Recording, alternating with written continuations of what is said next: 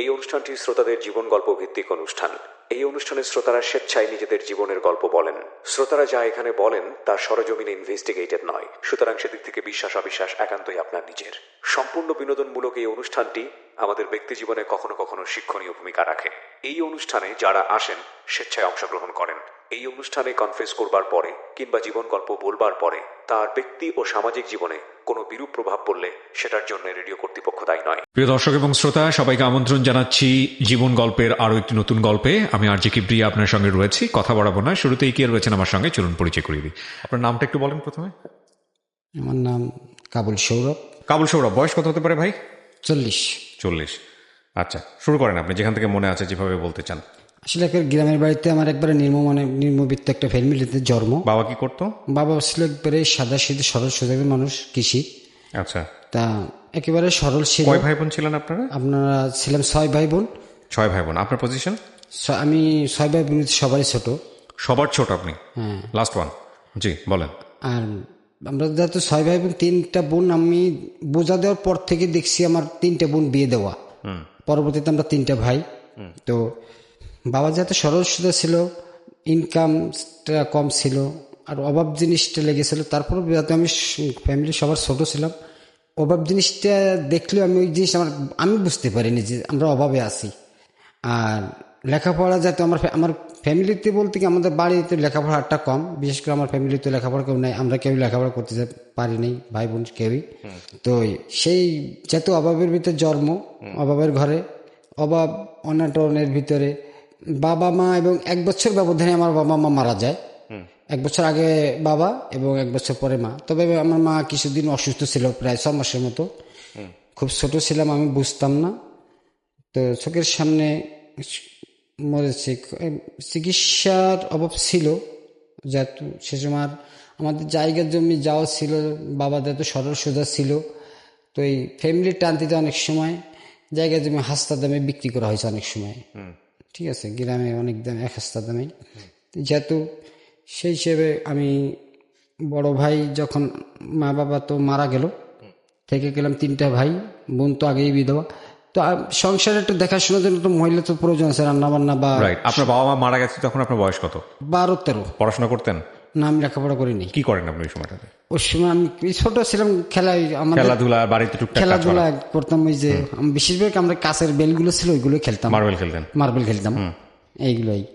আর পোলাভানে আড্ডাবাজি করিয়া সময় কাটতো। আমার মা একবারে যখন বিছনায় শোয়া, আমার যতদূর মনে পড়ে থাকাকালীন আমার মা মারা যাবে, যেহেতু বিছনা থেকে নিজে উঠতে পারে না, এরকম পর্যায়ে। তো ওই পর্যায়ে আমার বড় ভাইকে বিয়ে করানো হলো। আমার বড় ভাইটাকে বিয়ে করানো হয়েছে, এটা হলো আপনার পিরোজপুর জেলাতে। আচ্ছা। আমার বড় ভাই আপনার ইলিশ মাছের ব্যবসা করতো, ওইখান থেকে ইলিশ মাছ এনে আমাদের দিকে বেচত, বিক্রি করতো। তো ওই সূত্রে আমার বড় ভাই বিয়েটা করা হয়েছে আপনার এই বরিশালে, পিরোজপুরে। তো প্রথম বিয়ে করার পরে যখন আমার ভাবিকে নিয়ে এসলো আমাদের বাড়িতে, তো মেলা মানুষজন, গ্রামের বাড়িতে অনেক মানুষজন আসছে, দেখা করছে।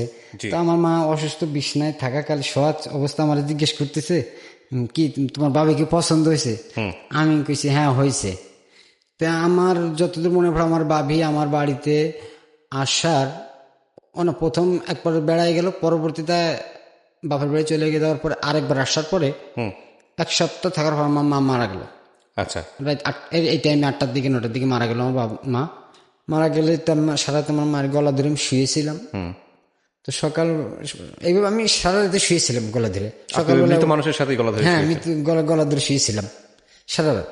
সকালবেলা তো আমার মার এখানে মানে ফুলে গেছিল, যে কবিরাজ, যে ওই সময় কবিরাজে কি দিছিল, এখানে বাটি লাগা দিয়েছিল মরিচ পাতা, কি সরিষা কি জানি। তো গোসল করার সময় চামড়া এখানে কিন্তু ফুলে গেছে, পানি নামছিল সারা শরীরে, মুখে টুকে পানি নামার পরে। তো সকালবেলা যখন গোসল করালো, দেখলাম এখানে একটু চামড়া টামড়া শুলে গেছিল। আচ্ছা। মাটি টাটি দেওয়ার পরে তা যেহেতু আমি আর আমার যে ভাবিটা আমাদেরকে এখানে দেখতে পারতো না। আচ্ছা। বিশেষ করে আমাদের বলতে আমার ঘরের ভিতরে ছোট তো আমি, যেহেতু 3টে ভাই, আমি সবার ছোট, আরেকটা ভাই আমার বড়। আচ্ছা।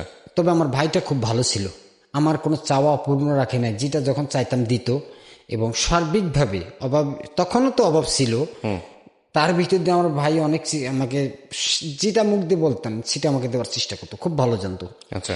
তো ভাই ঠিক মতোই করতো না, ভালোবাসতো না, খারাপ দিক দিয়ে কাপড়ে চুপুড়ে। তো আমাদের এলাকার ভিতরে একজন প্রাইমারি স্কুলের মাস্টার আছে আমার গ্রামে, তো ওনার বাড়িতে আমি থাকলাম। আচ্ছা। ওনার বাড়ি থাকলাম, ওনার গরু বছর রাখতাম, ওনার ছেলে মেয়েরা, ওনার প্রায় 6টা মেয়ে 1 ছেলে। তো ওই মেয়েগুলো যখন ছেলে মেয়েগুলো সব সন্ধ্যার পরে লেখাপড়া করতো, আমি ওনার ফ্যামিলির সব কাজ করতাম, ফ্যামিলির বাজার সাজার, ঘরের গরু বাছুর। ছেলে মেয়েগুলো যখন লেখাপড়া করতো, তো ওই লেখাপড়া দেখে আমার মানে এত যে খারাপ লাগতো কিভাবে বলতে পারবো না। আমি মনে চাইতো যে আমি লেখাপড়া করি, তারপরে ওদের পাশে আমি বসে থাকতাম, এরকম ওরা পড়তো আমি বসে থাকতাম। আজকে যতটুকু পড়তে পারি বা লিখতে পারি ওখান থেকেই আমার শেখা। আচ্ছা। আমি জীবনে স্কুলে যাইনি। তো এরপরে ওই আমি চাইতাম আমি পড়বো, তো ওই ঘরেই একটা মাদ্রাসার একটা হুজুর ছিল, লজিনে থাকতো। আমাদের গোপালগঞ্জ একটা নাম করা মাদ্রাসা আছে, গোহরডাঙ্গা মাদ্রাসা, জি। ওই মাদ্রাসা পড়তো। তুমি আমার একদিন বলছো তুই যদি মাদ্রাসা পড়িস তাকে আমি করবো, চেষ্টা করবো, তোরে আমি ভর্তি করার চেষ্টা করবো, তোরে আমি লেখাপড়া খরচ টরচ সব আমি ব্যবস্থা করবো, তুই যদি পড়ালেখা করতে মাদ্রাসা পড়তে চাইস। তা ওনাকে ওনার ঠিক আছে, তুমি বলছে না, তারপরে আর গুরুত্ব দেয় নাই। তারপরে আমি নিজের থেকে একটা নিলাম যে আমি মাদ্রাসা আমি পড়বো। তবে আমার এলাকার থেকে একটু দূরে গোপালগঞ্জের ভিতরে জি। একটা মাদ্রাসা আমি ভর্তি হলাম, অনেক কষ্ট করে। ভর্তি নিবে না, তারপরে মা বাবা নাই বলে আমি 3 মানুষ ভর্তি করলাম। তো ওখানে আমি 3 বছর লেখাপড়া করেছি। আচ্ছা। 3 বছরের ভিতরে কিরাতখানা শেষ, নাজরানা শেষ করে হেফজখানা কেবল শুরু করছিলাম। এর ভিতরে যেহেতু আমার গার্জিয়ান ছিল না, লেখাপড়া ছোট মানুষ, বয়স কম ছিল, জ্ঞানটাও অত বুঝতাম না। তো আমি ওই যেহেতু হাফেজ লাইনে লেখাপড়া করতাম, তো কয়েকদিন পর পর আমি মার সাথে পালাই চলে আসতাম, ভয়তে, মারের ভয়তে, বিভিন্ন রকমের।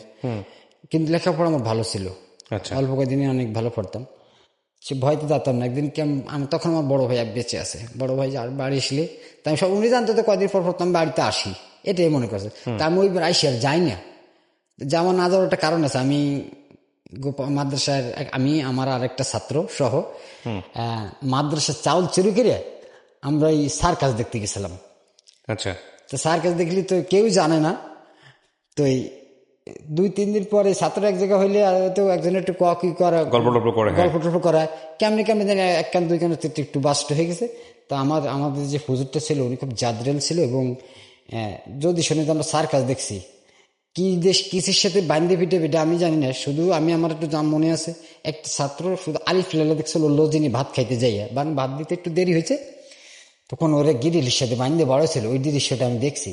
তা আমি চিন্তা করলাম আলিফ লাইলা দেখার কারণে যদি গিরিলের সাথে বান্ধে বড়াইতে পারে তো আমাদের কি করবে। আমি ওই আমার একটা সাইকেল ছিল ভাই, আমার সাইকেলটা আমার ভাই আমার কিনে দিয়েছিল, আমি সাইকেলটা নিয়ে আমার আর কিচ্ছু আনি না মাদ্রাসার থেকে, শুধু সাইকেলটা নিয়ে আমি মাদ্রাসার থেকে চলে আসলাম।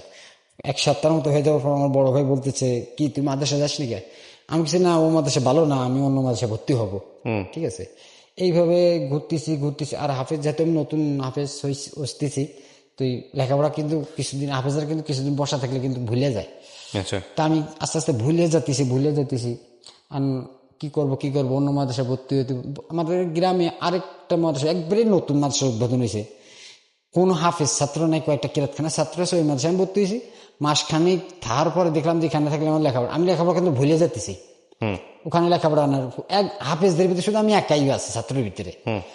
তো ওখান থেকে আমি যে বাড়ির থেকে কিছু আমার ভাই অনেক রাগারাগি করলো, অনেক বললো তোমার দ্বারা লেখাপড়া হবে না, তুমি আজ মার সাথে চলে এসে আনে উঠে যাও, ওখানে কয়দিন তাও।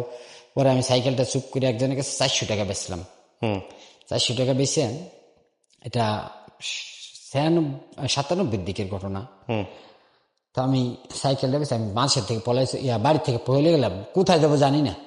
তো আমি যাইতে যেতে আপনার খুলনা রূপসা, ওখানে তখন ব্রিজ হয়নি, খেয়াঘাট ছিল, এখনো আছে খেয়াঘাটে আমি সন্ধ্যার সময় মানে একটা মসজিদ আছে, ওই মসজিদে ঘুমাইলাম।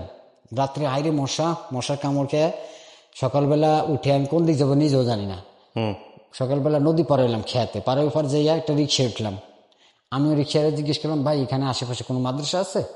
উনি বললো হ্যাঁ আছে। তুমি আমার একটা মাদ্রাসা, ওখানে একটা মাদ্রাসা আছে হাজী মালিক সাহেবের মাদ্রাসা খুলনার ভিতরে। তো ওখানে আলিয়া এবং হেফজো একসাথে, জি। লেখাপড়া ততটা গুরুত্ব না, কিন্তু আমি প্রথম যেখানে ছিলাম ওখানে ভালো ছিল। তো ওখানে আমি 2-3 মাস পর্যন্ত ছিলাম। তো ওখানে সবচেয়ে বেশি ইয়ে ছিল কি, আপনার মাসের মিনিমাম করে হলো 25 দিন খতমের দাওয়াত আসে এলাকার থেকে। তো আমি থাকবোই, এতে কোনো ইয়া নাই। তো খতমে ভর্তি যাইতাম। তবে ওখানে একটা বিষয় ছিল, ওখানে আমাদের খরচ লাগতো না কোনো সময় লেখাপড়া। আমরা যে খতম পড়তে যেতাম মানুষের বাড়িতে, আমাদের কিছু হাদিটা দিয়ে দিত, তারপর জন্য যাইতাম।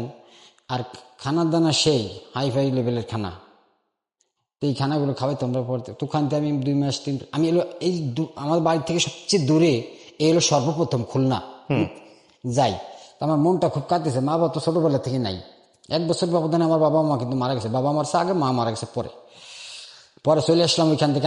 আমি হুজুরে বললাম, হুজুর আমার বাড়ির উপর এক চাচা সৌদি থাকে, তখন প্রথম, অনেক আগের কথা, উনি শুধু 65,000 টাকা খরচ করে সৌদি গেছিল তখন। উনি আসবে শুনি আমি বাড়িতে আসবো। তা আসলাম, আইসে দেখি উনি আসে নাই। ওকে। তখন তোর মোবাইল ছিল না, যোগাযোগের কোনো ব্যবস্থা ছিল না। পরে বাড়িতে ঘুরতে তখন খুব সম্ভবত রোজার ঈদ, কোরবানির ঈদের টাইম আর কি। তো আমার চট্টগ্রামে আমার বড় বোনের মেয়ে থাকে, ভাগ্নি, চট্টগ্রামে। ওখান থেকেই ওর বিয়ে হয়েছে রংপুরে। তো এই জামাই এবং আমার সে ভাগ্নি চট্টগ্রামে থেকে আমাদের বাড়িতে গেছে, আমি ওদিক থেকে আসছি, একসাথে দেখা। তা আমার বড় ভাই বলতেছে, তোমার দিয়ে লেখাপড়া হবে না, তুমি ওর সাথে চট্টগ্রাম চলে যাও। আচ্ছা। তো আমি চট্টগ্রাম চলে আসলাম আমার ভাগ্নির সাথে। তো চট্টগ্রামে এসে আমার ভাগ্নি তো গার্মেন্টস চাকরি করে, সীমিত বেতন, আর একবারেই নর্মালি একটা বাসায় থাকে। ভাগ্নি জামাইও ওরকম ছোট একটা চাকরি করে। তো ওই চাকরি করে আমি কি করব, আমার দিল একটা গার্মেন্টস তোয়ালে ফ্যাক্টরিতে। তোয়ালে ফ্যাক্টরিতে চাকরি করতেছে। আমার কাজটা ছিল তোয়ালে ভাঁজ করা। খুব সম্ভবত আমি মাসের ভাঙতি মাসে ঢুকছিলাম। তা আমার বেতন দিলে 600 টাকা। ওকে। 600 টাকা বেতন দেওয়াতে আমি চিন্তা করলাম, হাই হাই, এই 600 টাকা যদি আমি যাই পাইলাম, তো পুরো মাস করলে না 2,000 টাকাই পাবো সর্বোচ্চ, এর বেশি তো আর আমি পাবো না, এ টাকায় আমার হবে না। তা আমি আর ওই চাকরিটা গেলাম না। পরে কি করব আমাকে যেখানে বাসা ছিল যে কলোনিতে, ওইখানে একটা মাঝি ছিল, ডেলি কাজের সর্দার, আমার ওই দেশে মাঝি বলে। তো উনার বললাম, ভাই আমার কাজে নেন। একদিন ভাই আমার জীবনে প্রথম একবারে নরম শরীর, ঢালাই আমি জীবনে টানি নেই, ঢালাই টানতে গেলাম, আমার ঘেটিতে আমার শরীরটা এমন ভাবে ব্যথা হয়ে গেছে, আমি কেউ ডাক দিলাম পিছনে ফিরে তাকাইতে পারি না। তো এখানে আমি আর কাজে গেলাম না পরের দিন। ওকে। তো পরে কি করব, ডেলি কাজে যাই ঠিকই, ঢালাই টানা যায়নি, এমনি যাইতে পানি টুনি টানা বা একটু ইট টানা হাতে রাজ্য গালি আর কি হিসেবে। জি। তো আমি একদিন হোটেলে নাস্তা খাইতে গেছি এরকম 10-12টার দিকে, দুপুরে 10-11টার দিকে। তো একটা মেয়ে ছেলে আমাকে বলতেছে, এত অল্প বয়সে তুই এই কাজ পারিস, তুই করতেছিস, তুই হোটেলে চাকরি কর, তোর খাওয়া জায়গায় থাকবি, খাওয়া দাওয়া ভালো হবে, বেতন হবে, কাজও শিখতে পারবি। তো কথাটা আমার মাথায় রাখলাম, কথাটা আমি যুক্তি আছে, ভালো কথা বলছে যে আসলে। কিন্তু আমার পরে আমি একটা হোটেলে ঢুকলাম, আমি যে এলাকায় বাসা চট্টগ্রামে ইপিজেডের এলাকায়, আমি একটা হোটেলে ঢুকলাম। আমার বেতন ধরলো 30 টাকা, অর্থাৎ ডেলি 30 টাকা প্রতিদিন। আর খাওয়া তো একটা জিনিস, হোটেলে খাওয়ার কোনো ইয়া নাই, যা খাইতে পারেন, খানার কোনো সমস্যা নেই। তাহলে আমি এক ট্রেন ওই দোকানে প্রায় 6 থেকে 7 বছর চাকরি করলাম। ওকে। এই 6-7 বছর চাকরি বয়সে আমি কখনো বলি নেই ভাই আমার বেতন বাড়ান বা বেতন কত দেবেন। তার নিজ ইচ্ছে ভাবে বাড়াইছে, নিজ ইচ্ছে ভাবে রাখছি। আর থাকতে থাকতে এমন একটা পর্যায়ে চলে গেলাম, খুব ভালোবাসতো আমাকে, বিশ্বাস করতো। কোথাও গেলে ক্যাশের দায়িত্ব এবং দোকানের মূল দায়িত্ব, সব দায়িত্ব আমার কাছে বুঝে দিয়ে দিত। কিনা দেনা, আনা দেনা পাওনা সব, গ্যাসের বিল টিল, কারেন্ট বিল সব আমি নিজেও দিয়ে আসতাম অনেক খুব একটা বিশ্বাস করতো। আর ছোটবেলার থেকে আমি খুব একটু জেদি ছিলাম এবং বিশ্বাসী ছিলাম। জেদি এবং বিশ্বাসী দুটোটাই আমার ভিতরে এখনো কাজ করে। ওকে। তো আসলে এই যে বছরগুলো পার হয়ে যাচ্ছে, কখন থেকে কোথায় সময় চলে যাচ্ছে আমি বুঝতে না। এর ভিতরে আমার তখন তো মোবাইল ছিল না, তবে আমার এলাকার কিছু মানুষ আছে চট্টগ্রামের, গার্মেন্টস চাকরি করে, কিছু আছে সরকারিভাবে নেভিতেও আছে কিছু। তো 2000 সালের দিকে আমার খবর আসলো এবং আমার ভাই, আমার বড় যে ভাইটা, ও বাড়ি আসলো আমার নিতে। আমার বড় ভাইটা নাকি অসুস্থ। কিরকম অসুস্থ? উনি নাকি কানে শুনতে পায় না, চোখে দেখতে পায় না, মাথা ব্যথা, ইয়ং বয়স, কেবল 2টা মেয়ে অলরেডি হয়ে গেছে, ওনার আর একটা মেয়ে ওনার পেটে, ঠিক আছে। 2 টাইম অলরেডি হয়েছে, এই টাইমে আমাকে নিতে আসছে। তো ওই সময় কি বলবো, আমি যে বাড়ি যাব আমার কাছে গাড়ি ভাড়ার টাকাটা পর্যন্ত নেই।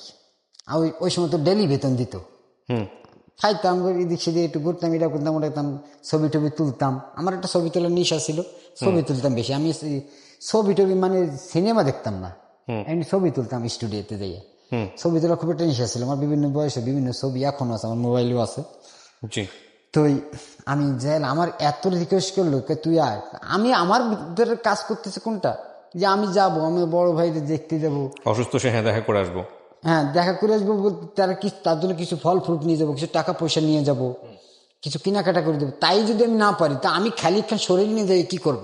এই জন্য আর আমি যাইনি আমার খুব। আর ওই যে গেলাম একটা জিনিস, আমি যেটা একবার মুখ দিয়ে আমি হা বলছি, ওইটা আমাকে না কেউ না বলাতে পারে না, আর যেটা না বলছি ওইটা আমাকে দেখে হা বলাতে পারে না।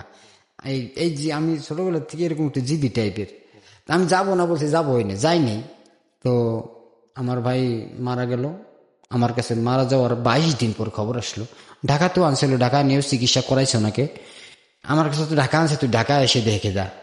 আর আমার ভাই চোখে ইয়ং মানে বয়স, আপনি, আপনার ভাই মারা গেছে, আপনি সামনাসামনি দেখেন নাই? না। ওকে। তো আমাকে আমার ভাই মারা যাওয়ার আগে শুধু আমাকেই ডাকতো, আমাকে আপনার যাওয়া উচিত ছিল। আমার, হ্যাঁ চরম অন্যায় হয়েছে। আমার খুব ডাকতো, আমাকে আমারে বলতো, চোখে দেখতো না তো, খালি তো বাড়ির মানুষগুলো আরে ধরাই দিত, এই যাইছে ধর, তা খালি মাথা পেট সারা শরীর হাতাইতো, হ্যাঁ। আর আমাকে খুব ডাকতো। তো আমি মারা যাওয়ার 22 দিন পরে আমার কাছে আমার চাচা নেবি চাকরি করে, উনি আমার কাছে খবর বললো এরকম তোর ভাই মারা গেছে। 22 দিন পরে খবর হলে মারা গেছে। তারও 2-3 দিন পরে আমি বাড়িতে আসলাম, এসে কান্নাকাটি করে কিছুদিন বাড়িতে সপ্তাহ থেকে আবার আমি চট্টগ্রাম গেলাম।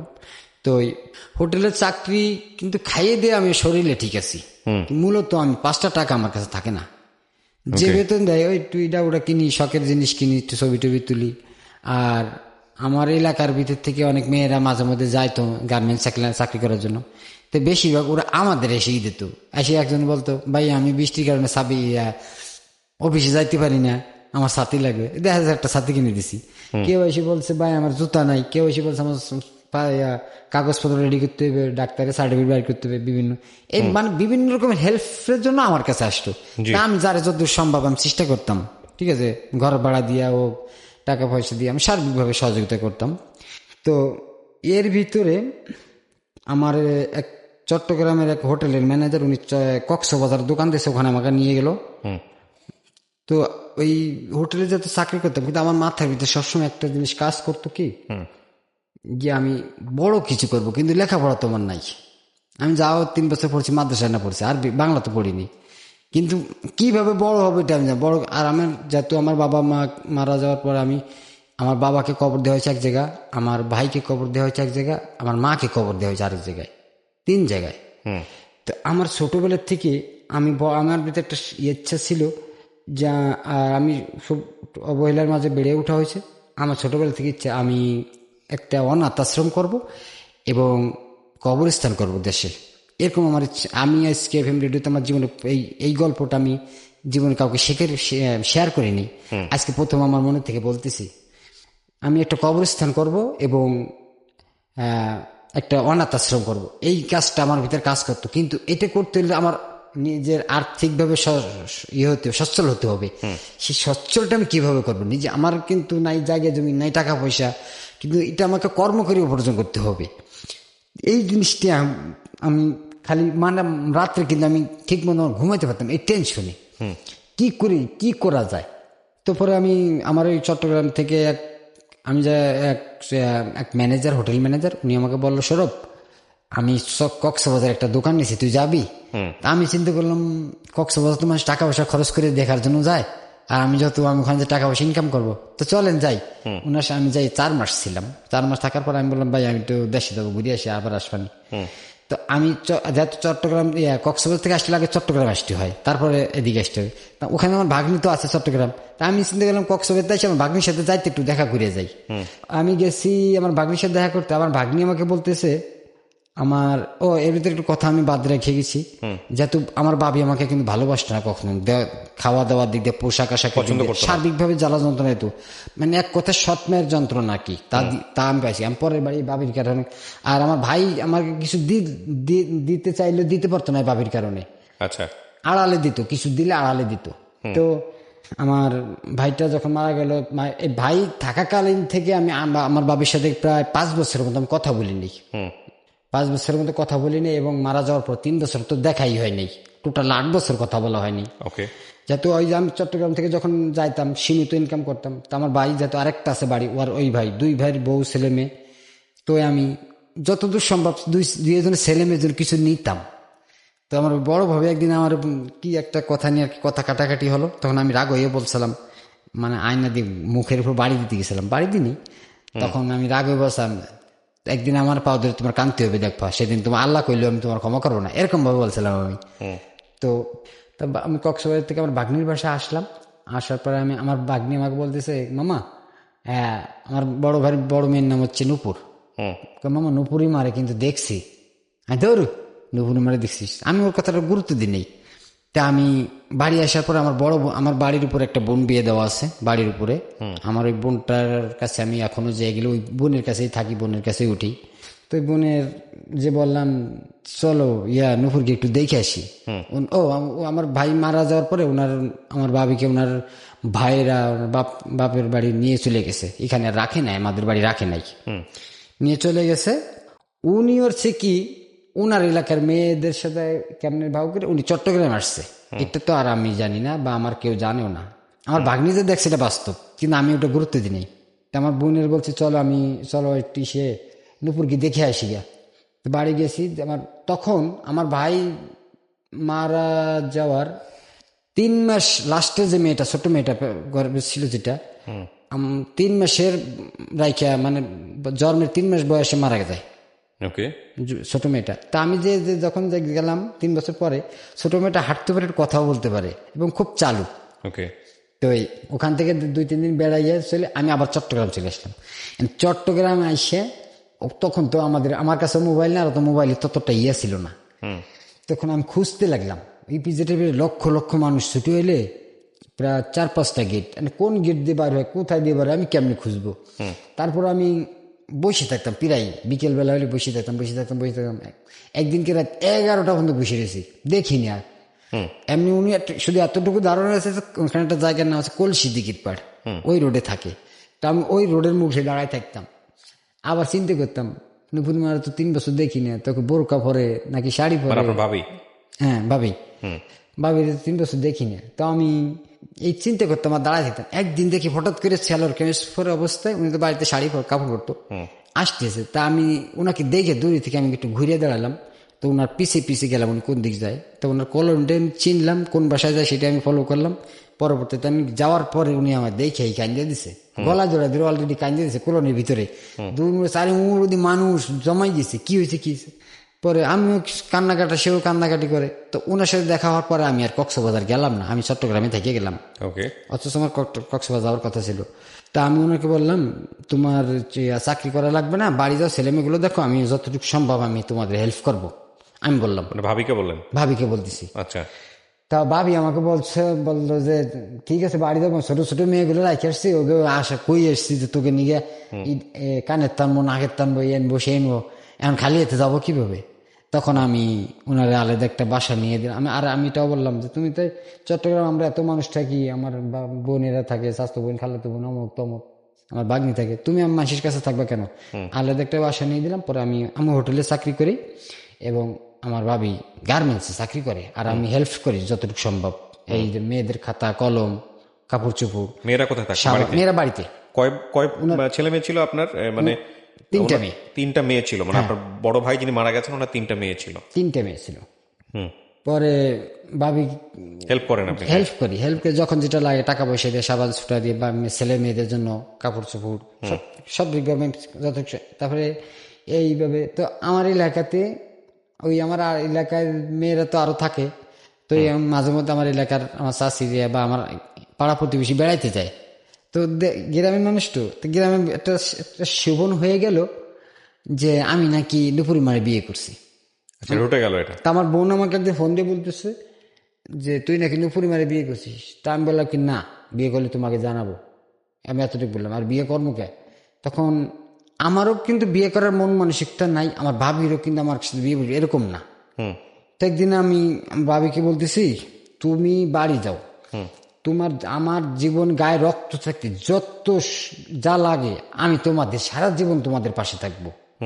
তো আমার ভাবি আমাকে একটা কথা বললো, গুরুত্বপূর্ণ কথা। উনি আমাকে যে কথাটা বললো সে কথাটা হলো, ঠিক আছে আমিও জীবনে বিয়ে করার ইচ্ছা নাই, তো তুমি যদি আমার হেল্প করাবে এভাবে, আজ হোক আর 5 বছর পর তোমার বিয়ে করতেই হবে, অন্যখানে জানি করবা। আর এইভাবে যদি তুমি আমাকে হেল্প করতে থাকো, মেয়েগুলো যখন বড় হবে ওদেরকে বিয়ে দিতে হবে, তখন সমস্যা হবে। মানুষ কলঙ্ক দেবে, মিথ্যা অপবাদ দেবে যে চাচা বিয়ে করে নাই, ওর মার সাথে থাকতো, এই সেই বিভিন্ন রকমের কথা বলবে। তো কথাটা আমি মাথায় রাখলাম এবং চিন্তা করলাম কথাটা বাস্তব আর আমি আরো একটা জিনিস চিন্তা করলাম যে জীবনে সবার কপালে বিয়ে শাদী হয় না, সবার বিয়ে হয় না, সবাই বিয়ে করে না, সবার জন্য সংসার ধর্ম আসে নাই, এরকম একটা নিজে চিন্তা করলাম। কত মানুষ তো বিয়ে না করে সংসার জীবনটা কাটাই দিছে। তো আমি মনে মনে চিন্তা করলাম, যাক আমার জীবনে বিয়ে শাদী নাই, এইটা মনে করি আমি কি ভাই বউ বিয়ে করা শুধু মেয়েদের জন্য। আর আমি আরো একটা জিনিস চিন্তা করলাম, আমার ভাই আমাকে বারবার দেখতে চেয়েছিল, হয়তো যদি আমি আসতাম আমার ভাইয়ের সামনে, উনি এতটুকু বলতো যে আমার মেয়েগুলো তুই দেখিস, এ কথাটা আমাকে নিশ্চিত বলতো। ওই কথাটা মনে রেখে আমি আর চিন্তা করলাম এই মেয়েদের কারণে আমি ভাই বউকে বিয়ে করা। অথচ যেভাবে আমাকে বাড়ি এসে ল্যাংটা দেখছে। বিয়ে করা পরবর্তীতে আমি বিয়ে করলেন আপনি? বিয়ে করলাম। বিয়ে করে রাইট, এই প্রশ্নটা আমাদেরও আছে এবং হিন্দু দ্বারা ধর্মে। এখন 3টে মেয়ে তো আছে, আমার আর ছেলে মেয়ের দরকার নাই। তা আমি চিন্তা করতেছি যে বিয়ে ছেলে মেয়ে 3টাই তো মেয়ে, আজ হোক 10 বছর 15 বছর পর বিয়ে দিতে হবে, পরের বাড়ি চলে যাবে, ঘরটা শূন্য হয়ে যাবে। তা আমি চাইছিলাম যে আমাদের একটা ছেলে হোক, ঠিক আছে, এই চিন্তা ভাবনা যে একটা ছেলে হোক। তো বিয়ে করারও প্রায় মনে হয় 4 বছর পরে আমার একটা মেয়ে হয়েছে। তো মেয়েটা হওয়ার যখন পেটে আসলো, আমি নাম রাখলাম, আমার বড় ভাইয়ের নাম যেহেতু ছেলে জাকির শেখ, আর বড় ভাই তো যেহেতু ছেলে মেয়ে নাই, তা আমি চিন্তা আমার ছেলে হবে। তা আমি নাম ঠিক করে রাখলাম, আর আমার নাম যেহেতু সৌরভ, আমি নাম রাখলাম আখির সৌরভ। ছেলেটার নাম, ছেলেটা হয়ও না এখনো, আখির সৌরভ নাম রাখা। এবং হইতে আমি তখন চট্টগ্রামে একটা প্রতিষ্ঠানে চাকরি করি, এই গাড়িতেই। তো আমি গর্ভাবস্থার লাস্ট ফিনিশ আমার কিন্তু চট্টগ্রাম ছিল। আপনি যে বিয়ে করলেন এটা পরিবারের মতামত ছিল, সবাই রাজি ছিল? পরিবারের মতামত বলতে ছিল কি বলতে, আমার তো মা বাপ নাই, ভাই বোনের মতামত, আর ভাই বোন তো যাদের সংসারে যাদের ফ্যামিলি নিয়ে ছেলে মেয়ে নিয়ে। তো এখানে মতামত বলতে বিয়ে করবো এটা আস্তে আস্তে একটু জানাজানি হয়েছে। বাড়িতে আছে 2-3টে বোন, একটা ভাই, তাও যার স্বামীর বাড়ি, যার সংসার। এখানে ওরা চিন্তা করলো, এই যে ও যখন একবার মুখ দিয়ে কইছে, আমরা মাঝখানে মানা করে শত্রু হয়ে লাভ নাই, ওদের চিন্তা ধারণা এটা যে আমি দেখবো যেটা কই সেটা আর হয় না।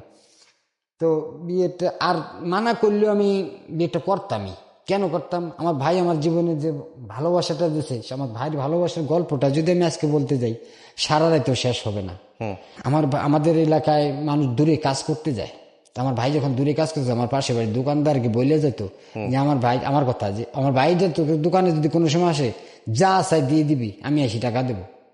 হ্যাঁ, এরকম ভাবে সার্বিকভাবে আমি মাদ্রাসা, আমার একটা লজিন দূরে ছিল বলে আমি একদিন এসে বললাম, ভাই আমার লজিন দূরে হাইটে যেতে, আমার ভাবি ওই একদিনের ভিতরে আমার সাইকেল কিনে দিয়েছে।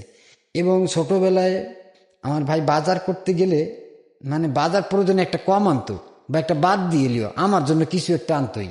ওকে, ঠিক আছে, সমস্যা নাই, আপনি বিয়ে করেছেন, ভালো কথা। তারপর কি হলো? তো বাচ্চা কাচ্চা হলো? শুধু ওই ভাইয়ের ওই কথাটা চিন্তা করে আর ছেলে মেয়েদের কথা চিন্তা করে, জানি যে ছেলে মেয়েগুলো বড় হবে, লেখাপড়া খরচ বাড়বে, সংসার হবে, জামাইজন হবে, তাদের যত্নের ব্যাপার স্যাপার আছে, এই নানান চিন্তা করে আমি কিন্তু এই ভাই বউটা বিয়ে করা। এবং আমারও একটা মেয়ে হলো, আমার মেয়েটার নাম পরে যাতে মেয়ে হলো আখির সৌরভ, তা রাখা যাবে না, পরে আমি রাখলাম আখি সৌরভ, শুধু আখি সৌরভ। যাই হোক, মেয়েটা খুব চালু এবং চঞ্চল আমার। এই তারপরে বিয়ে করে সংসার করে এখন আমার মাথার ভিতরে কাজ করতেছে, আমি কি করব আমার বিয়ে করার পরেও কিন্তু আমার চাকরি করছে, আমার সে বাপি চাকরি করছে গার্মেন্টসে, এবং মেয়ে পেটে থাকাকালীনও চাকরি করছে, এবং মেয়ে বাড়িতে হওয়া 2 বছরের পরেও যে আবার কিছুদিন চাকরিও করছিল, কিছুদিন পরবর্তীতে একবার করে না। তো আমি যখন আমার বিয়ের পরপরই আমি চিন্তা করলাম আমার মেয়েগুলো বিয়ে দিতে হবে। এখন তো আমার 4টে মেয়ে, আমি 4টে মেয়ে সবসময় বলি, কেউ যদি জিজ্ঞেস করে আমার 4টে মেয়ে, ঠিক আছে, এবং আমার মেয়েগুলো বিয়ে দিতে হবে এবং এর খরচ আছে। আমি যে হোটেলে চাকরি করি, এই চাকরি করে আমি মেয়ে বিয়ে দেওয়া বা এদের যত্ন করা সার্বিকভাবে আমার সমস্যা হয়ে পড়বে। আর যেহেতু আমার গ্রামের বাড়িতে আমার তেমন জায়গা জমি কান আর আমার আর্থিক বলতে আমার খেটে খাইতে যে ইনকাম করতে পারি পরিশ্রম করে, এইটা ছাড়া আমার আর কোনো ইয়া নাই। আমার কিন্তু জায়গাও নাই। আর আমার ওই যে ভাই বউ যে আমার ভাই মারা যাওয়ার পর ওনার মা বাবা দেশে নিয়ে গেছিল, এখনো কিন্তু উনি সেই দেশেই থাকে, আমি ওইখানে যাই এবং ওই বাড়িতেই থাকি। জি। আমার কিন্তু বাড়ি আমার এখনো কিন্তু কোনো ঘরে নেই, আর জায়গা তো নাই বললেই চলে। যে জায়গা আছে, আমার একটা ভাই আছে, উনি থাকে, ওর দুইটা ছেলে বিয়ে করছে অল্প বয়সে। এই উড়াই থাকে কুড়ি মুড়িয়ে, ওদের ভিতরে আমি এবার কোহানে যাব এইভাবে। তো আমি আমার পরিবর্তন কি, আমি পরিবর্তন যে করবো এই মাধ্যমটা আমি পাই না। আমার নিজে পরিবর্তন হবো কিভাবে, ইনকাম সোর্সটা কিভাবে বাড়াবো। আমি ওই সময় চট্টগ্রামে আপনার সোয়েটার লাইনে কিছু ইনকাম ছিল। সোয়েটার লাইনে শুনছি মাসে 30,000 40,000 টাকা একজন ইনকাম করে। তা আমি সোয়েটার মেশিন শিখলাম। সোয়েটার মেশিন 1 মাস বসে শিখলাম বাইরে টাকা দিয়ে। ওকে। শেখার পরে আমি সোয়েটার চাকরি নেব ঘুরতেছি, কিন্তু চাকরিও হচ্ছে না এদিকে। এটা তো আমি টাকায় দিয়ে শিখছি, আর ওইটা আমার তেমন একটা রানিং না ততটা। ওইটাও আমার আস্তে আস্তে ভুলে যেতেছি। সোয়েটারের কামটা একবারে কুড়িয়া কাম, মহিলাদের কাম, আমার মাথা ঘরে দেখলি। যাই হোক, তারপরে শিখলাম। এর বিদ্যুৎ দিয়ে একটা লোকের সাথে আমার পরিচয় হলো, উনি নাকি লরির ড্রাইভার। এক পর্যায়ে জানতে পারলাম উনি আমার এলাকার, মানে আমার এলাকার বলতে আমার একই ইউনিয়নের। ওকে। তোর ওরকে আমি বললাম যে আমার একটা গাড়িতে চাকরি দিয়ে দে। তো আমাকে অথ বলো চাকরি দিতে, কিন্তু থাকতে পারবি না রে, টিকতে পারবি না রে। আমি কে টিকতে পারবো না কে? কয় যেমন ঘুমের কষ্ট, না খাওয়ার কষ্ট, বৃষ্টি রোদ শীত, এমন কোনো কষ্ট নাই যে মোটর লাইনে তুই পারবি না।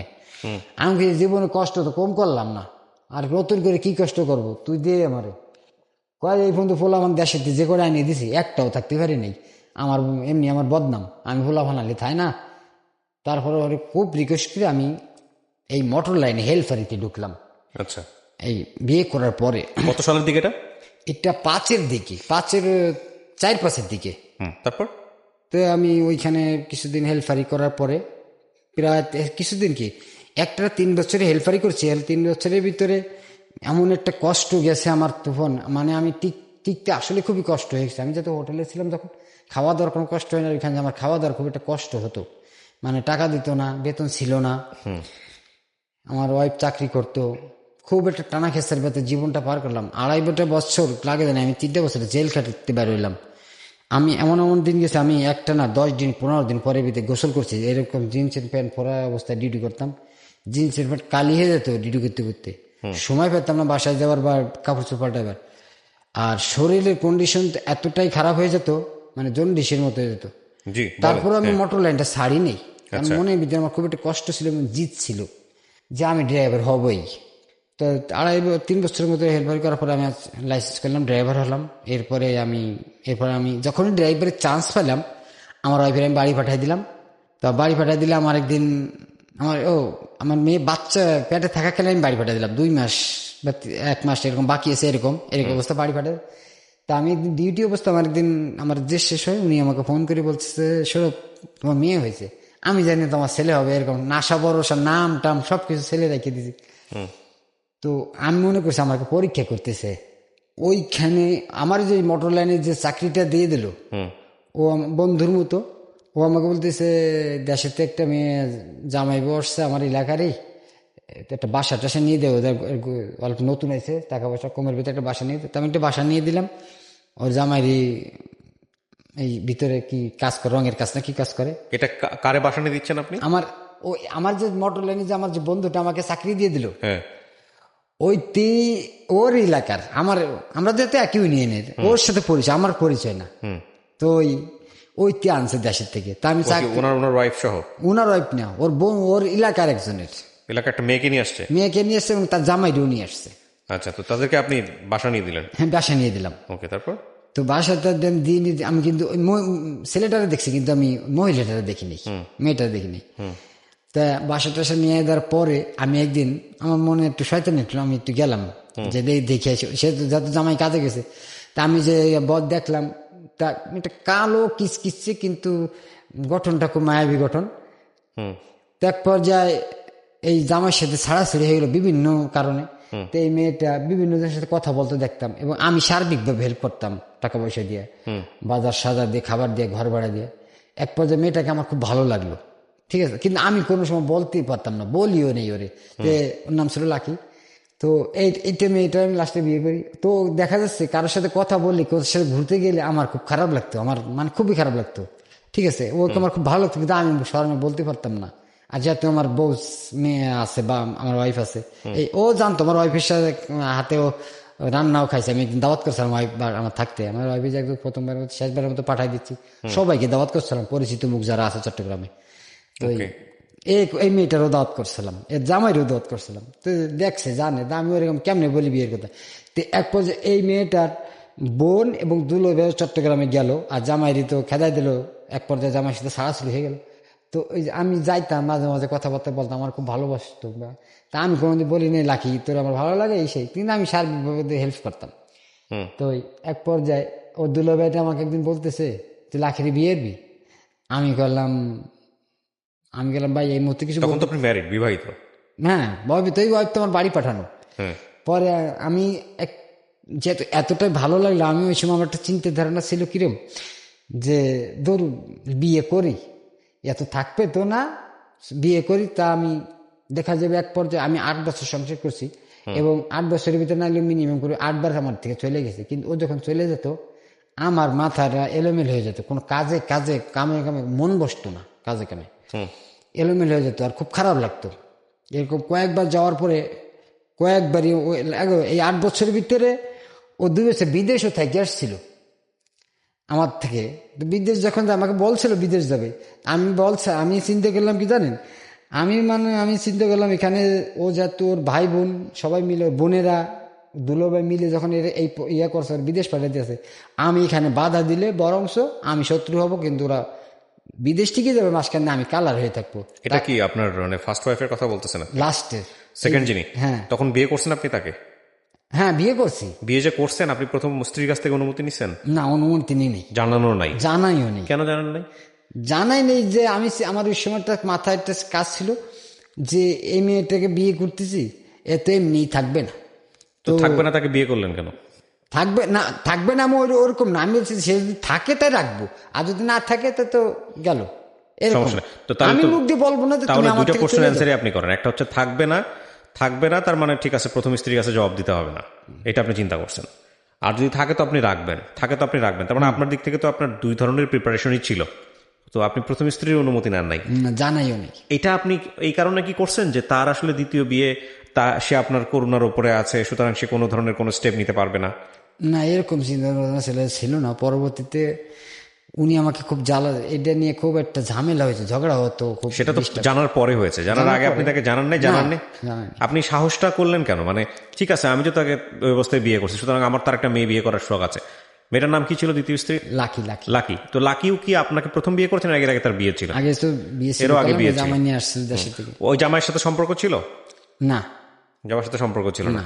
তারপরে আপনি তাকে বিয়ে করেন, সে জানতো যে আপনার আগের স্ত্রী আছে? হ্যাঁ, ওই যে আমার ওয়াইফের তো পাক শাকও খাইছে, রান্না বান্না খাইছে, জানে। তারপরে হচ্ছে বিয়েটা করলো না? তারপর তো ওর মন মানসিকতা খুব ভালো ছিল। গেল যে আপনার দ্বিতীয় স্ত্রী চলে গেল দেশের বাইরে? 2 বছর থেকে চলে আসছে। তো 2 বছর থেকে আবার চলে আসছে? হ্যাঁ, 2 বছর থাকার ভিতরে 2 বছরে তো আমার কিন্তু 2টা টাকাও দেয় নাই। 2টা টাকাও দেয় না, আর আমিও কোনো সময় চাই নাই। কিন্তু আমার বিদেশে যাওয়ার আগেও কিন্তু আরো কয়েকবার আমার থেকে চলে গেছে, এবং অলরেডি সে অন্য ছেলের সাথে 2-4-6 মাস সংসারও করছে। এই 2-4 মাস সংসার করার পরও আমার কাছে কিন্তু আবার আসছে। আচ্ছা, ঠিক আছে। লাস্টে বিদেশ থেকে আসার পর আমার কাছে 6 মাস ছিল, এবং আমি ওদের বাড়িটাতে ঘরও করছিলাম। ওইটা যদিও আমার বাড়ির কাছাকাছি, কিন্তু জেলা বাগেরহাটের ভিতরে, পার্শ্ববর্তী এলাকা। আমার পাশে, আমার বাড়িতে একবারেই ধারে, অন্তত 20-30 টাকা খরচ হয় আমার বাড়ি থেকে যাইতে। তো আমার কাছে 6 মাস থাকার পরে ওইটি আরেকটা ছেলের সাথে এরকম, আমি যাতে পেশা একজন ড্রাইভার, আমার বাইরে থাকতেই হবে।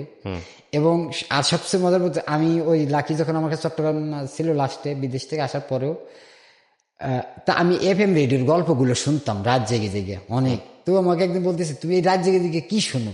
প্রায় বলতো। আমি তাহলে তুই আমার বুধবার দিন 9টা-10টার দিক মনে হয়ে দিবি একদিন, আজকে তো শেষ হয়ে গেল, তুমি আমি কি শুনি তোর আমি শোনাবো।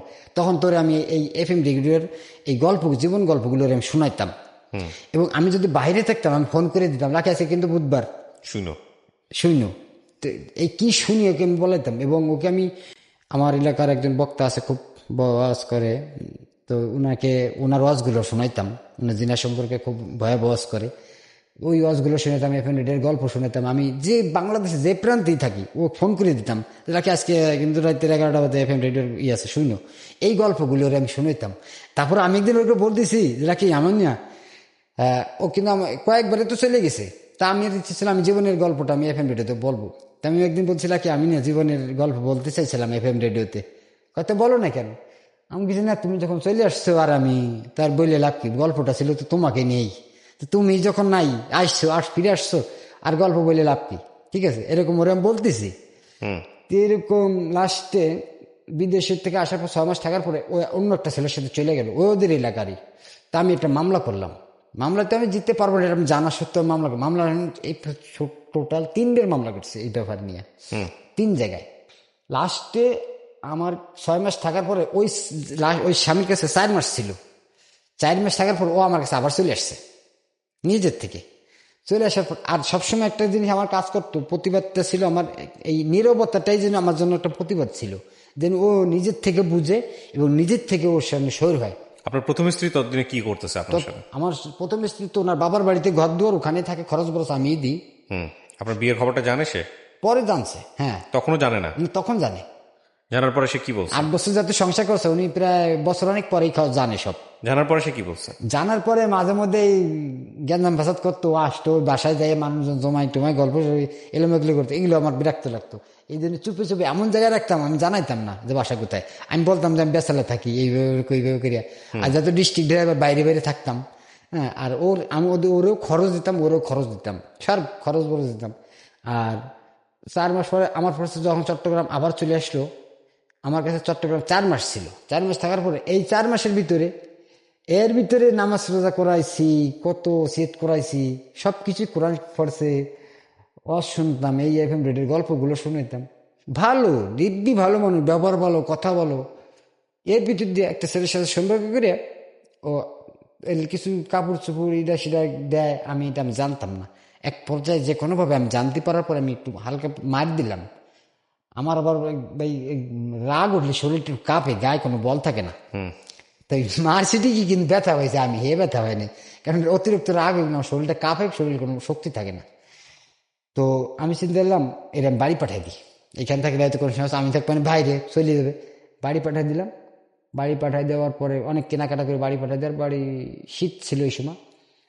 তা আমি প্রতিদিনই খবর রাখতাম। এবং একদিন আমাকে বলতেছে কিছু টাকা পয়সা দেবা না, তা আমি 2000 টাকা দিলাম হাত খরচের জন্য। আমি যাওয়ার সময় তো দিছি। এই থেকে টাকা নিয়ে আমার বাড়িতে, আমার যেহেতু ভাই আছে একটা, ভাবি আছে একটা বাড়িতে, আর মা বাপ তো নাই, বোন তো সব যার স্বামী করে। আমার ভাবির বলে গেছে আমি যেতেছি, আমার বাড়ি বিয়েতে যেতেছি, মানে ওদের বাড়ি বিয়ে, এটা বলে দিয়ে বার হয়ে গেছে। তো ওইটা বলে চট্টগ্রাম চলে আসছে, আমি জানি না। কিন্তু আমি জানি পরে আমার বাড়িতে ফোন দিল আমার বোনের কাছে, যে আপা লাকি বাড়িতে গেছে নাকি, কই না আসে না। আমার ভাবি করছে বাড়িতে নেই, ওদের তার বোনের কাছে বাড়ি আসে নাই, তার মানে সে চট্টগ্রাম চলে গেল। তারপর থেকেও খুব একটা মামলাও করলাম একটা, ভিজিট থানায় চট্টগ্রাম। পুলিশ নিয়ে যাওয়ার পরে ওখানে কোর্টের কাগজপত্র দেখাইলো, আমার ডিভোর্স নামার কাগজপত্র দেখালো পুলিশকে। পরে আমার আর কোনো ছিল না, আমি চলে আসলাম। তারপরে আমি আর একদিনকে বললাম লাকি, আমি মোবাইল করে অনেক অনুরোধ করতাম যে লাকি ফিরে আয়, চলে আয়, যা হবে হবে, ভুল তোর 5টা থাকলে আমার যদি 5টা বলতে তোর একটা ভুল আছে। আমি আপনাকে কয়েকটা কোশ্চেন করি, আমাদের অনুষ্ঠানটা একেবারে শেষের দিকে আমরা আছি। আপনি বর্তমানে কোন স্ত্রীর সঙ্গে আছেন? আমি বর্তমানে একটা, ওটা তো চলে গেছে, একটাই আছে, ওই বড় ভাবি যেটা ছিল, মানে যেটা ভাবি ছিল, যাকে বিয়ে করেছিলেন সে আছে। দ্বিতীয় স্ত্রীটাকে আপনি যে বিয়ে করেছিলেন, এই বিয়েটা করাটা ভুল ছিল না ঠিক ছিল? ভুল ছিল। এরপরেও কি আপনি বিয়ে সাথে আর করছেন? না, করেন নাই। আপনি প্রথম স্ত্রীর সঙ্গে এখন কি সংসার করতেছেন নাকি করেন না? প্রথম স্ত্রীকে আপনি কি বলেন? দ্বিতীয় বিয়ে সম্পর্কে সে জিজ্ঞেস করলে আপনি কি বলেন? বুঝিনি। মানে দ্বিতীয় বিয়ে যখন আপনি করলেন, এই যে দ্বিতীয় বিয়ে নিয়ে কি আপনার সাথে প্রথম স্ত্রীর কোনো সমস্যা হয় এখন? এখন সমস্যা হয় না। আর তার আগের বাচ্চা কাচ্চাগুলোর আপনি দেখাশোনা করেন? আপনার তো পয়সা করি সমস্ত কিছু। এবং 3টা মেয়েকে বিয়ে দিয়েছেন। এবং বড় মেয়েটা ইঞ্জিনিয়ার পাস এবং মাঝেটা মেট্রিক পাস, ছোটটা বিয়ে। আপনার প্রথম স্ত্রীর মধ্যে এমন কোনো মানে গ্যাপ ছিল বা এমন কোনো বিষয় ছিল যেটা আপনার মনোপুত ছিল না, যে কারণে আপনার দ্বিতীয় বিয়েটা করা? কোনোটাই ছিল না আসলে। ওই যে আপনাকে একটা কথা বললাম যে এই মেয়েটা যদি আমার জীবন, মানুষ যদি 6 মাস পরেও যদি থাকলো, না থাকলে আজ থাকবে, না থাকলে না থাকবে, এরকম। বিয়েটাকে এত সহজভাবে নেওয়া যায়? মানে আমি জানি না, এটা প্রত্যেকটা মানুষের ব্যক্তিগত অভিমত, কিন্তু আমি বলতে চাচ্ছি যে মানুষ দ্বিতীয় বিয়েতে কখন যায়? দ্বিতীয় বিয়েতে যাওয়ার কথা হচ্ছে প্রথম স্ত্রীর সঙ্গে সে সুখী না কোনো একটা বিষয় নেই, এরকম কোনো বিষয় ছিল কিনা? না, ভালো লাগতো, পছন্দ হয়েছিল, পছন্দ হয়েছে, করে ফেলেছেন। আমি আপনাকে যে কথাগুলো বলবো এগুলো আপনার ধারণা আছে। লাস্ট কি বলবেন বলেন? লাস্ট ফিনিশিং এ ওই লাকি কিন্তু সবসময় মিলে দিলে থাকবে এরকম চাইতো। যার সঙ্গে সম্পর্ক নাই তাকে নিয়ে কোনো কথা নাই। আমি শুধু আপনাকে, আপনার গল্পের জায়গাটা হচ্ছে আপনার যে ভুলের জায়গাটা, সেটা দ্বিতীয় বিয়েটা, আপনি তাই তো বলতে চাচ্ছেন? লাস্টে বলছে না আমি লাকি ফিরে আসবে, ওই বউকে ছাড়িয়ে দিতাম। আমি প্রথম স্ত্রীকে ছেড়ে দিতাম, আপনি ছাড়েন না সেটা? না, আমি এই কথাটাই বলছি যে নুপুরিমা, মানুষ বলে রক্তের সম্পর্ক, রক্তে মিশে গেছে। আমি বলি না, আমার হাড়ে মিশে গেছে। ওটাকে আমি রক্ত মিশে না, হাড়ে মিশে গেছে, যেটাকে আমি বাদ দিতে পারবো না, যাতে ওটা আমার ভাই বউ। ঠিক আছে, আলহামদুলিল্লাহ, ভেরি গুড। আমি আপনাকে, যতই খারাপ না, আমি আপনাকে একটা কথা বলি আপনাকে, সেটা হচ্ছে যে বিয়েটা একটা দায়িত্ব যেটা আপনি অনেক ভালোভাবে পালন করছেন প্রথম স্ত্রীর ক্ষেত্রে, যদি আপনার কথা সত্য হয়ে থাকে। এটা শুধুমাত্র নিজের কথা আপনি চিন্তা করেন নাই, আপনি আপনার বড় ভাইয়ের কথা চিন্তা করছেন, 3টা মেয়েকে আপনি বিয়ে দিয়েছেন, এটা একটা বিশাল কাজ। আপনার নিজের মেয়েটার বয়স কত? ক্লাস 6-এ পড়ে, প্রায় 10 থেকে 11। আপনার আয় রোজগার তো মোটামুটি ভালো? আয় রোজগার ভালো, তবে একটা জিনিস হলো, সেটা হলো আমি যে যতদিন শরীর আমার ভালো থাকবে, আমার সব ডাটসে রাজার হালে চলবে আমার ফ্যামিলি। কিন্তু সমস্যা হলো কি, আমার কোনো সেভিংস নাই। সেভিংস আপনাকে করতে হবে। দ্বিতীয়ত আমার কোনো জায়গা জমি নেই। না, এটা আপনি করবেন, সময় আছে, যেটা করে যাবেন। শোনেন, আপনি যেটা করে যাবেন এগুলো কোনো ব্যাপার না, এগুলো আপনি আজকে থেকে, যেহেতু আপনার নাই, আপনি বুঝতেছেন, সো আপনি করার যোগ্যতা রাখেন। প্রথম কথা হচ্ছে এটা। আপনি যদি না বুঝতেন যে আমার নাই তাতে কি হয়েছে, তাহলেই সমস্যা। আপনার নাই, আপনি বোঝেন, তার মানে একটা না একটা পথ বের হয়ে যাবে। এখন কথা হচ্ছে কি, এই যে দ্বিতীয় বিয়েটা করছেন এবং করার পর আপনি যে ভুলটা বুঝতে পারছেন, এটাই হচ্ছে সবচেয়ে বড় কথা। গল্প এখানেই শেষ হয়ে গেছে। হ্যাঁ, এখান থেকে অনেক কিছু শেখার আছে। একটা যেটা হচ্ছে যে এই রকম কাউকে, যিনি বিধবা এবং সন্তান সহ আছে, সেখানে যদি আপনার মানবিকতা কাজ করে, সেই জায়গাটা থেকে যদি আপনি তাকে বিয়ে করেন, তাহলে এই চিন্তাগুলো আপনাকে মাথায় নিয়েই করতে হবে যে এই মানুষটির কাছ থেকে, একজন যিনি বিয়ে হয়নি সেরকম একটা মানুষকে যখন আমি বিয়ে করতাম, তার চাইতে হয়তো আমি সংসার জীবনটা আমার অন্য রকমের হবে। এই মাইন্ডসেটটা যখন থাকে, তখন আলটিমেটলি আর কোনো সমস্যা হয় না, যেটা আপনার ছিল। তারপরেও আপনি যখন দ্বিতীয় বিয়েটা করলেন এবং করার পরে এটা যেহেতু আপনার প্রথম স্ত্রীর কোনো সমস্যা ছিল না, এটা একটা ভয়ঙ্কর রকমের ভুল ছিল, আমি মনে করি।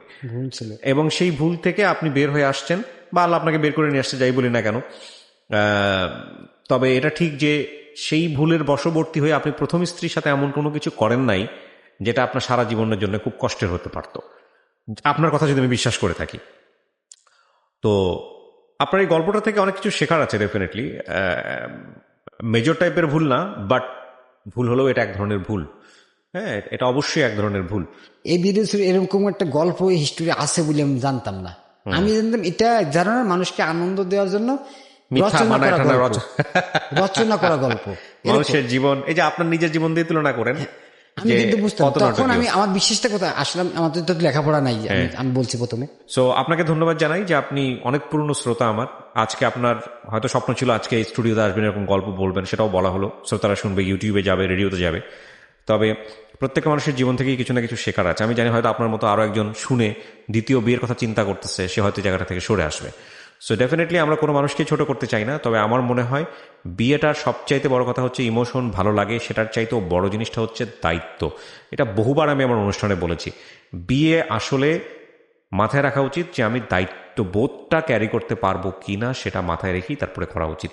এবং ইমোশন, ফিলিংসটাকে প্রাধান্য দিয়ে অবশ্যই বিয়ে করা উচিত নয়, যদি সেখানে দায়িত্বের জায়গাটিতে আপনার কোনো কনফিউশন থাকে। অনেক ভালো থাকুন, আজকের মতো এখানেই শেষ করছি।